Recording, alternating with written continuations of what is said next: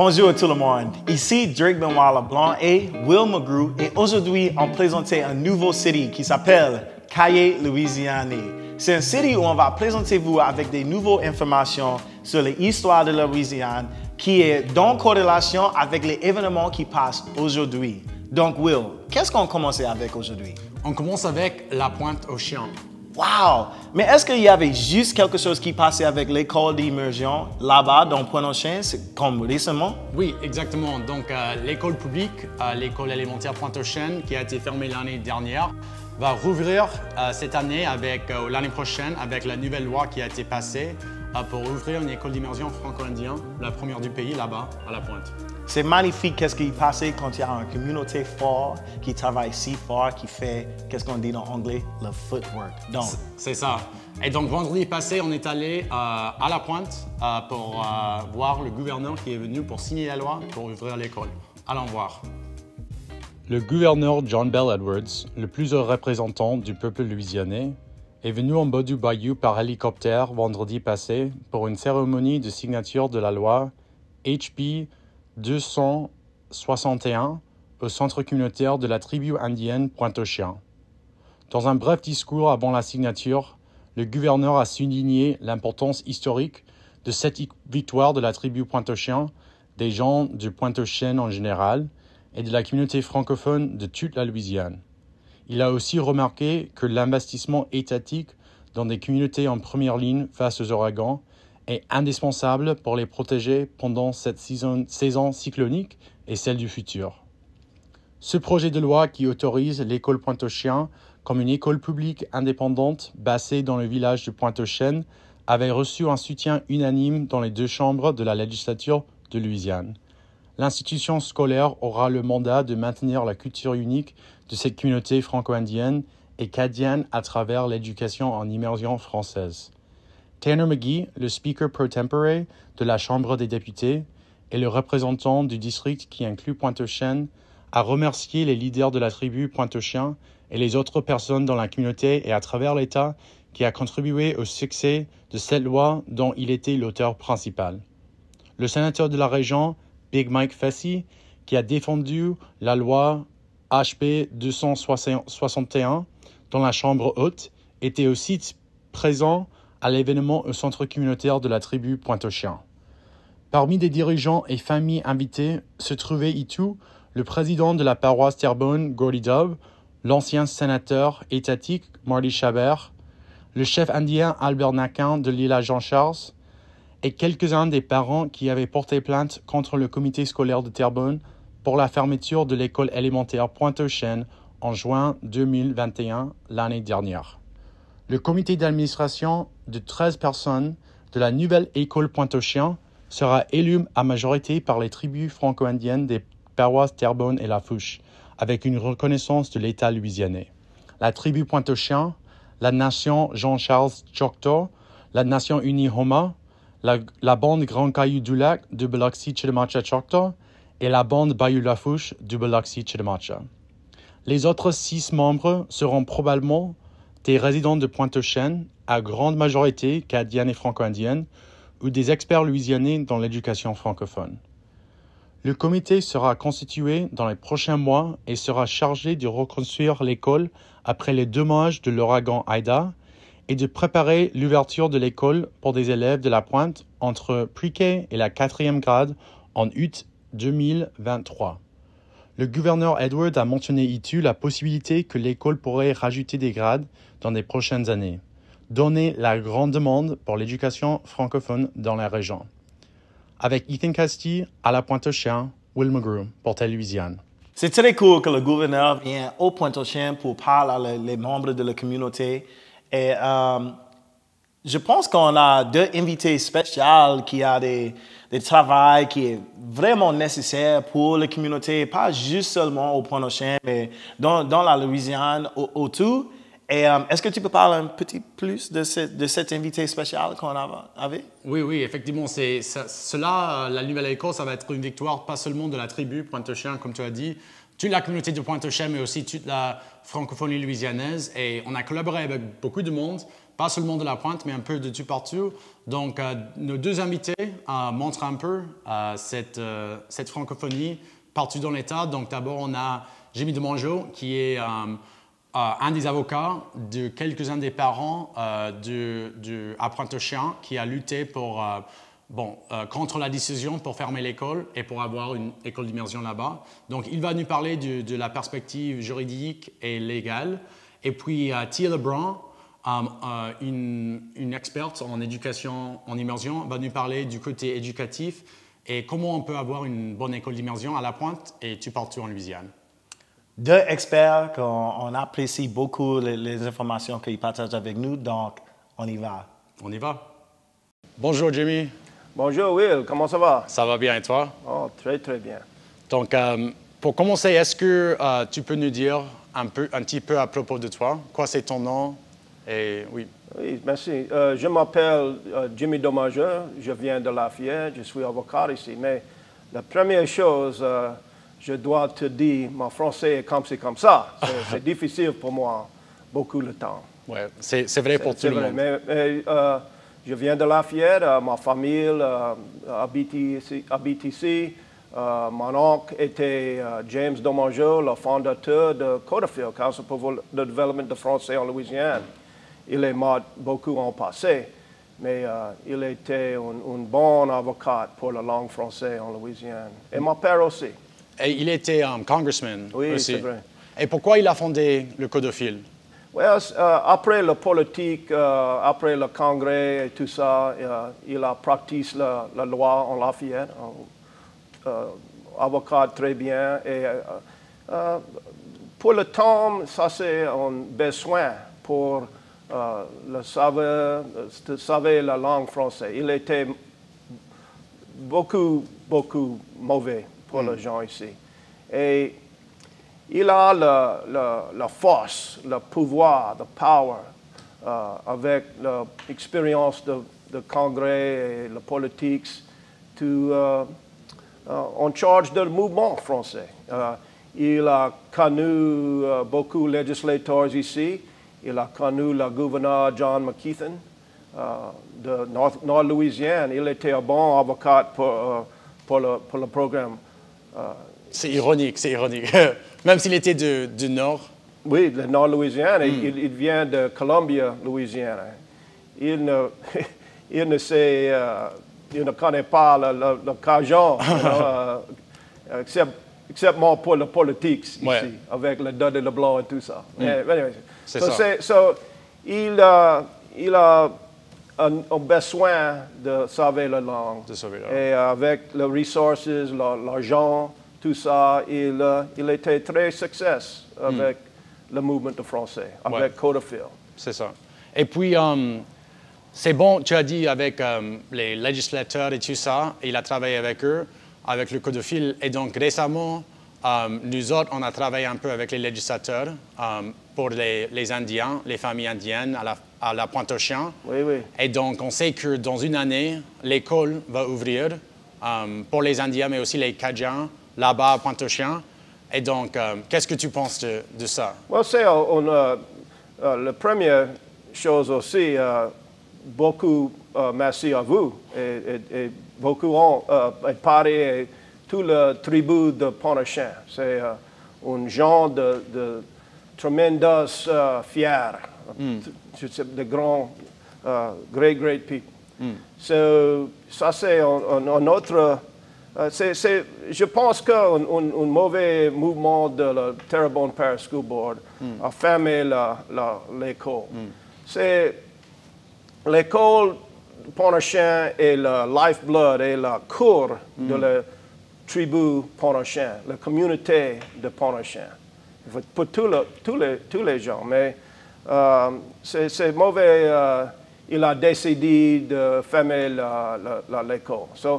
Après là, un bon avocat, Louis Kerner de Nouveau-Orléans, et moi, en collaboration, nous avons pris une action de loi contre le School Board Terrebonne pour l'arbitrariness de fermer l'école. De fermer l'école. Et Mais les gens de Terrebonne est bon politicien, je pense, mais ça c'est une mauvaise décision. Ouais. C'est ça. Mais à ce heure, ça va revenir, notamment avec Tanner McGee et la législature, ils ont passé la loi. Et donc, oui. et une partie quand même de ce que tu as fait avec la loi dans la Cour fédérale, tu parlais de la discrimination culturelle et des protections culturelles dans la Constitution louisianaise. Et je crois que tu as écrit un Law Review article à propos de ça. Est-ce que tu peux nous parler de ça? Beaucoup ont passé. Je suis allé à LSU Law School, la loi de l'école, oui. je pense. LSU Law School, et j'ai fini en 1986. Les dates, c'est difficile pour moi. Pour moi aussi. Mais dans l'école, j'ai écrit un article entitled Native Born Acadians and the Equality Ideal, publié dans la Law Review. Il a adressé beaucoup de problèmes, le Cajun et le créole, les gens de créole, les gens de Cajun, expérience pour beaucoup dans l'État et la Union aussi. Mais j'écris la Constitution, les beaucoup de statuts et les règles comme discrimination oui.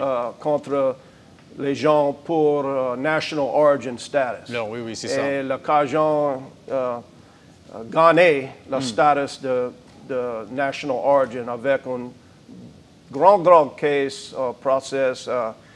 Il s'appelle Roach versus Dresser Atlas. D'accord. Un homme, il s'appelle Monsieur Roach. Le nom était anglaisé. Il était en Cajun. Il était Cajun. Et il a été expérience de discrimination par la Oil Company. Et après ça, il a forcé d'action contre les discriminators. C'est un grand cas pour les créoles et Cajuns. Oui. Bonjour et bienvenue. Merci, bonjour. Et donc, pour commencer, est-ce que tu peux te présenter, quoi c'est ton nom et qu'est-ce que tu fais? Oui, je m'appelle Tia Lebrun, je suis louisianaise et je travaille en éducation. Maintenant, j'ai ma propre société, Keynotes and Consulting. C'est bon. Et puis, Astur, tu restes à Lafayette? Oui, okay. J'habite ici il y a 6 ans. Et puis, avant Lafayette, où est-ce que tu es né et où est-ce que tu as vécu? J'ai grandi à Terrebonne Parish. D'accord. À Houma. J'ai une grande famille là-bas. Alors, j'ai passé la plupart de ma jeunesse là-bas. Je suis partie de la Louisiane pour 2 années avec ma mère, mais je suis de retour après ça pour aller à l'université louisiane à Bâton Rouge. Et quand j'ai reçu mon diplôme, je suis allée à Calcasieu pour enseigner le français là-bas au lycée et aussi en immersion française. D'accord, c'est bien. Et puis, donc un peu tous les coins de la francophonie louisianaise, Terrebonne-Lafourche, oui. Lafayette et Calcasieu. Et puis, quand tu étais petite à Terrebonne, est-ce qu'il y avait du monde qui parlait français ou c'était comment? Oui, surtout dans ma famille. Et comme les autres de mon âge, c'était comme un code secret. Les anciens ont utilisé le français pour cacher ce qu'ils parlent devant les jeunes, mais c'était un peu triste comme adulte d'apprendre pourquoi, avec toutes les discriminations qu'ils ont souffert. Et j'ai pas appris le français jusqu'à l'adolescence. J'ai commencé à l'école. C'est ça. Et puis, est-ce que tu as dit que tu es louisianaise, mais je crois que tu es Houma, tu fais partie de la Nation unie Houma. Oui. Et donc, je veux dire, quelles sont tes autres identités? Ah oui, je suis membre de United Homa Nation. Mon oncle Thomas, il est passé ou il a eu 3 termes comme le chef principal du tribu. Oui, oui. Et je me souviens qu'il a battu pour une école francophone depuis longtemps. Et enfin, on a reçu un charter, mais l'école n'était pas réalisée. Mais maintenant, il y a un changement très, très optimiste à Terrebonne. C'est ça. Et pourquoi est-ce que tu penses qu'auparavant, malgré le fait qu'en Terrebonne et Lafourche, c'est une des... Bon, il y a un très grand pourcentage de francophones, particulièrement des Amérindiens, mais aussi des Cadiens et même des Créoles, mais il n'y avait pas d'école d'immersion. Pourquoi est-ce qu'on ne voulait pas avoir une école d'immersion? C'est pas tout à fait clair, mais à mon opinion, c'est une raison de fond. La majorité des Amérindiens là-bas sont pas riches. On n'a pas beaucoup de pouvoir politique et c'est ça qu'il faut. Un peu d'influence dans la communauté qui est assez grande pour commencer quelque chose comme ça. Et avec toute l'histoire de discrimination et le stigma qui vient avec la francophonie là-bas, ça c'est aussi une raison. Même les avocats et les médecins qui sont francophones ne sont pas assez ouverts en public de son francophonie. Oui, parce qu'il y a toujours un peu d'honte, en fait. Oui. C'est ça. Et puis, tu disais que à Calcasieu, tu travaillais en immersion et aussi en FLE. Et donc, quels sont les avantages de l'immersion ou quelles sont les différences entre l'immersion et FLE? C'est toujours bon d'être dans un environnement bilingue comme un jeune. C'est plus facile d'obtenir la langue qu'il faut pour être vraiment bilingue. Mais avec FLE, c'est aussi possible si il y a des profs qui se concentrent sur les stratégies communicatives et si on est vraiment investi dans le programme. On voit ici à Lafayette High, il y a jusqu'au français 6, les niveaux offerts à cette école. Et même les élèves qui ne font pas partie de l'immersion peuvent prendre ces cours s'ils veulent. D'accord. Et il y a quelques-uns qui sont intéressés chaque année pour aller plus loin. Oui, c'est vrai. Et c'est donc, qu'est-ce que tu penses que du côté construction identitaire? Je sais que beaucoup de gens disent qu'avec l'immersion, c'est bien, mais un des problèmes est que c'est trop de français standard, du français international, et il n'y a pas assez de français louisianais, ou français indien, français Homa, français cadien, français créole. Qu'est-ce que tu penses de ça? Ou est-ce que tu penses que c'est une bonne chose d'intégrer de plus en plus des choses qui sont liées, soit par exemple à Terrebonne-le-Fouche, aux tribus, ou même à la culture cadienne ou à la culture créole? Est-ce que ça aide dans l'apprentissage si le français est lié à quelque chose dans la communauté?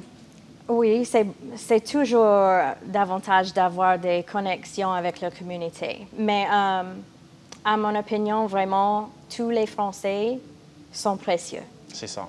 Et si on veut plus de Français louisianais, il fallait faire ces écoles 30 ans avant qu'on a lancé ces programmes. C'est ça.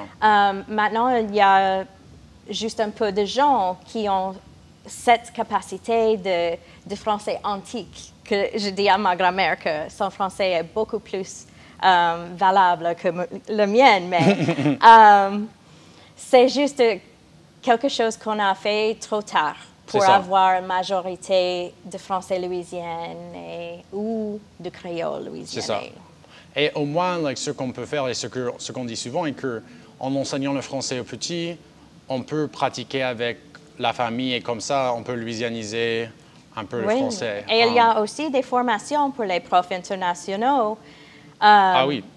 qui mettent en focus les structures et les vocabulaires spécifiquement de la Louisiane qu'il ne faut pas corriger pour des enfants qui viennent ou qu'il faut donner avec l'autre terme standard qu'on utilise de son pays. Alors, ça, c'est une bonne chose pour les profs. Amanda Lafleur le fait. Ouais. Ah, d'accord, OK. C'est bien. Vrai français louisianais. Et puis, finalement, je voulais te demander, est-ce que tu as une suggestion ou des suggestions pour des gens comme à Pointe-aux-Chien qui commencent une nouvelle école ou un district qui pense à peut-être ouvrir une école? Quels sont... c'est quoi? Pourquoi est-ce que ça vaut la peine et comment est-ce qu'on peut... Est-ce qu'il y a the secret sauce ou quelque chose? Quelque chose comme ça pour un très bon programme d'immersion? C'est toujours important de mettre en valeur le bilinguisme là-bas à l'école. Une administration bilingue est super. Et quand on forme le programme, il faut avoir un master plan, quelque chose qui guide les gens, qui gère les programmes, qui donne la vision, la mission exacte de ce qu'on veut avoir. C'est ça. Si on n'a pas de plan, on a n'importe quoi. Ouais. Et ça, je comprends. Et ça, j'imagine que tu vas travailler un petit brin sur ça, parce qu'il y a beaucoup d'écoles, mais je constate qu'il n'y a pas assez d'infrastructures. Et il y a du know-how, mais c'est un peu caché, et donc il faut le généraliser un peu. Et, parce que oui, j'ai vu qu'on a tout ce dont on a besoin, mais il faut connecter, il faut préparer, il faut planifier.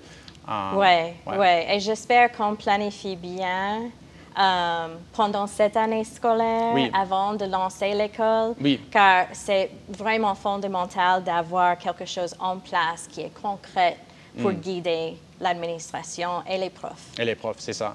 Et donc, un petit shout-out pour des écoles, des programmes aussi qui veulent améliorer leur programme ou ouvrir d'autres. Il faut parler avec Tia dans les prochains mois. Donc, merci beaucoup, Tia. C'était génial. Merci. À bientôt. À bientôt. Tia a vraiment raison. L'école a beaucoup de défis devant elle, mais c'est vraiment une grande victoire et c'est aussi un modèle pour d'autres communautés qui veulent avoir une école là-bas aussi, une école en français. On doit commencer quelque part et on apprécie beaucoup les experts qui contribuaient à notre épisode aujourd'hui. Et aussi, on apprécie nos amis qui restaient jusqu'à la fin de l'épisode. Donc, j'appelais un de mes frérots, un de nos frérots, et on connaît très bien et je demande pour une petite faveur. Donc, donne-moi une seconde. Et yo, Cédric, on est pareil. Merci beaucoup. À bientôt. Hello, mes amis. Mon nom, c'est Cédric Watson. Et moi, je suis content d'être ici, d'avoir l'opportunité pour jouer, pour célébrer le fait que la première fois dans l'histoire de la Louisiane, une école pour les natifs, pour le monde, ça on appelle indien ou indigène d'ici, en Louisiane, amérindien, ils ont la première immersion dans l'école pour eux. C'est une école de natifs. Et c'est pour la première fois dans l'histoire de la Louisiane, ils ont un programme d'immersion français. Et ça, c'est quelque chose parce que c'était eux qui étaient les premiers pour parler, essayer de négocier avec les Français et tout ça, là, pour commencer d'apprendre les langues. Parce que les Français, ils ont venu ici et avant ça, le monde natif, c'était eux qui étaient ici déjà et c'était chez eux. Et c'est toujours chez eux. Et Monde Sala, c'est une grande partie de nous autres, notre culture ici dans Louisiane et les États-Unis, bien sûr.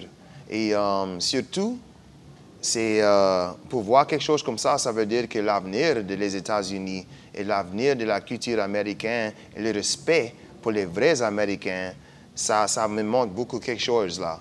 Et moi, je suis bien content pour ça. Et pour honorer tout ça, que le monde, les natifs, le monde qui ont, les vrais Américains, c'est ça que moi j'aimerais dire. Et pour les respecter et pour les féliciter, m'aller jouer quelque chose du Bayou. Mais la première chanson que je vais jouer, c'est quelque chose qui s'appelle l'ouragan, Hurricane. Et la première fois que j'ai entendu ça, c'était de Jimmy C. Newman.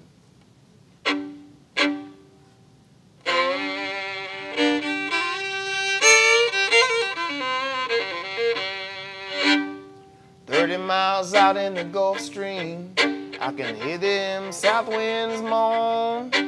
The bridges are looking lower, and shrimp boats are hurrying home. The old man down in the quarter, he slowly turned his head. He took another sip of whiskey, and then he looked at me and said, I was born in a ring by the Ponce train underneath the Louisiana moon. And don't mind the strain of a hurricane that comes around every June. Quite like the water, she's the devil's daughter. She's hard, she's cold, and she's mean. Cause nobody taught her gonna take a lot of water to wash away New Orleans.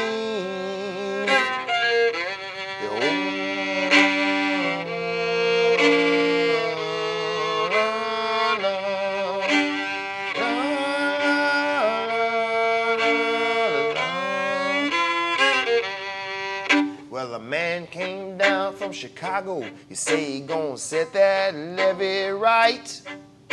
He say it's gotta be just 3 feet higher, gonna make it through the end of the night. But the old man down in the quarter said, don't you listen to that boy, cause the water be down by morning sun, and he'll be on his way to Illinois. Well, I was born in the rain by the Ponce train underneath the Louisiana moon. And don't mind the strain of a hurricane that comes around every June. And quite like the water, she's the devil's daughter. She's hard, she's cold, and she's mean. But we finally taught her gonna take a lot of water to wash away New Orleans.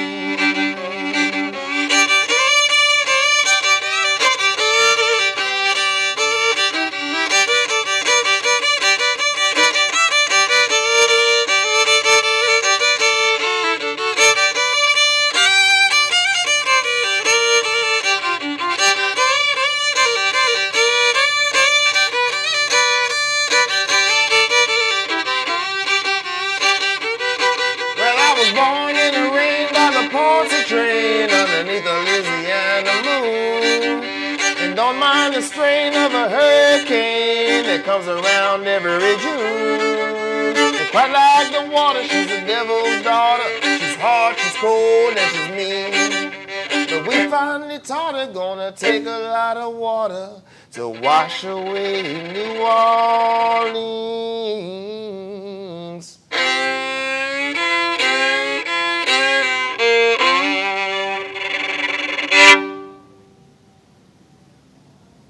So that's a nice little tune right there. Cette chanson-là, je l'ai pris des enregistrements de Dennis McGee. J'ai dit Dennis McGee, mais let me start that over, y'all.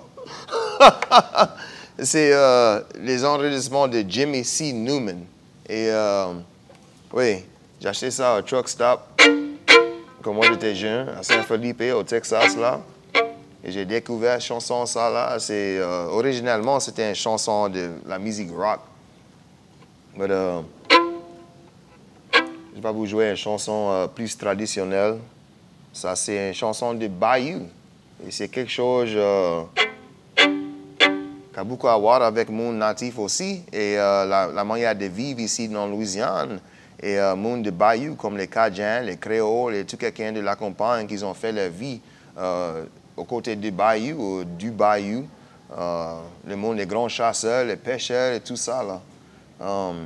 C'est une vie qui est dure, mais c'est très, très belle en même temps. Et ça, c'est pas oxymoron, c'est juste, c'est quelque chose comme ça. En Louisiane, c'est inexplicable. Mais Bayou Teche.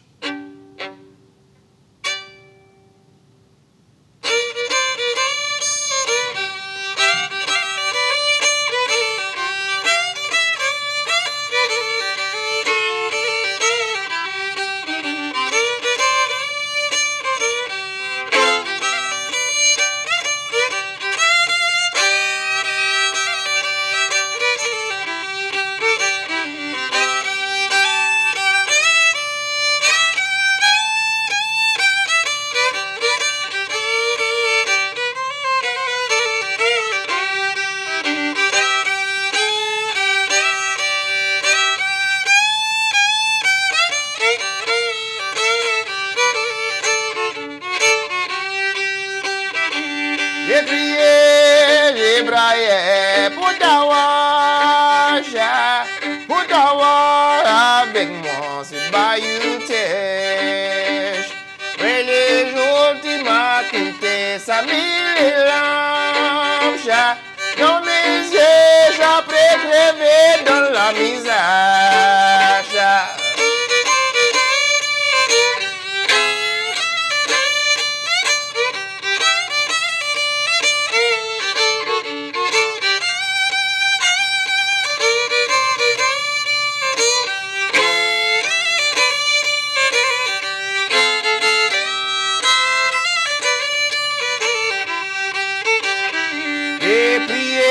J'ai prié pour t'avoir, prête ici avec moi à la maison.